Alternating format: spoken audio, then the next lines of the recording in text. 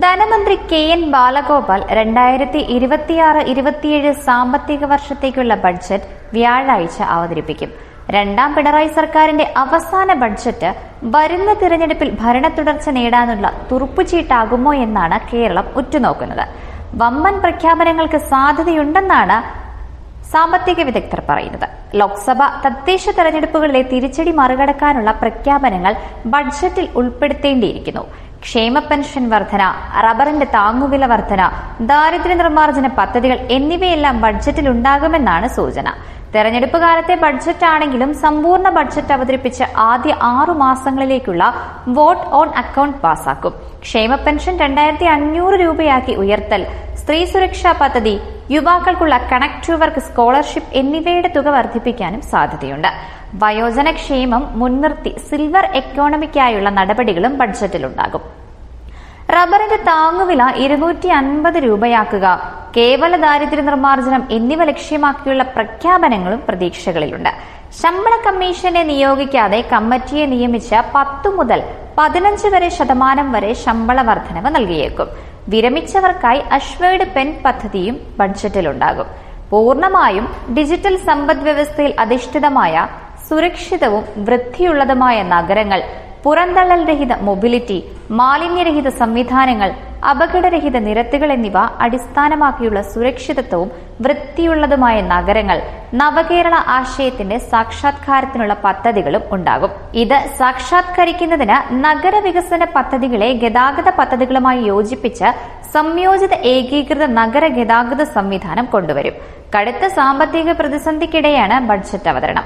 കാശില്ലാതെ കയ്യടി നേടാൻ വകുപ്പുണ്ടോ എന്ന് സാമ്പത്തിക വിദഗ്ധരടക്കം ചോദിക്കുന്നുണ്ട്. എന്നാൽ പെരുപ്പിച്ചു കാണിക്കുന്നത് പോലെയുള്ള അമിതഭാരമില്ലെന്നാണ് സർക്കാരിന്റെ അവകാശവാദം. 2023-24 വായ്പകളുടെ 56% ഉപയോഗിച്ച് മൂലധന ചെലവുകൾക്കായാണ്. 2014-15 മുതൽ 2023-24 വർഷ കാലയളവിൽ വിപണി വായ്പകളുടെ വളർച്ചയിൽ കേരളം 18ാം സ്ഥാനത്താണെന്നത് ആശ്വാസമാണ്. നിയന്ത്രിതമായ വായ്പാ വളർച്ചയെയാണ് ഇത് സൂചിപ്പിക്കുന്നത്. കോവിഡ് കാലയളവിലെ കടം സംസ്ഥാനത്തിന്റെ മൊത്തം ആഭ്യന്തര വരുമാനത്തിന്റെ 38% 2024-25 വർഷത്തിൽ 34% കുറഞ്ഞു. ഇതൊക്കെ ജനം കരുതും പോലെയുള്ള പ്രതിസന്ധി ഇല്ലെന്ന് സ്ഥാപിക്കാൻ സർക്കാർ ഉപയോഗിക്കുന്നു. 2015-16 5 ലക്ഷം കോടി രൂപയിൽ നിന്ന് 12 ലക്ഷം കോടി രൂപയായി GSDP വർദ്ധിച്ചു. 2024-25 പ്രതിശീർഷ വരുമാനം ഏതാണ്ട് ഇരട്ടിയായെന്നും കണക്കുകൾ പറയുന്നു. നാളികേരം, നെല്ല് കർഷകർക്കായി പ്രത്യേക പാക്കേജുകളും സബ്സിഡികളും ഉണ്ടായേക്കും.